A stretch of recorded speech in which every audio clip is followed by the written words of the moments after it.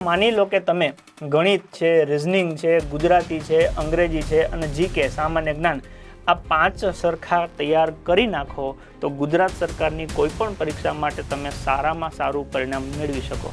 પણ જો આમાંથી કોઈમાં ખામી રાખો તો લગભગ તમારે એકેમાંય મેળે ન પડે. બે વાત તમારી સમક્ષ છે. બધું કરી નાખો તો બધે જગ્યાએ ચાલે, જો ક્યાંક બાકી રહે તો બધે ઘટે. માની લો કે કોઈ છોકરો કોન્સ્ટેબલની તૈયારી કરે ને ગણિત એવું નથી આવડતું એવું માને છે તો કોન્સ્ટેબલમાં નાપાસ થશે. એ જ વિદ્યાર્થી પીએસઆઈમાં નાપાસ થશે, એ જ વિદ્યાર્થી તલાટીમાં નાપાસ થશે. કેમ? તો કે ગણિત દરેક જગ્યાએ છે અને એ એવું કહે છે ગણિત નથી આવડતું.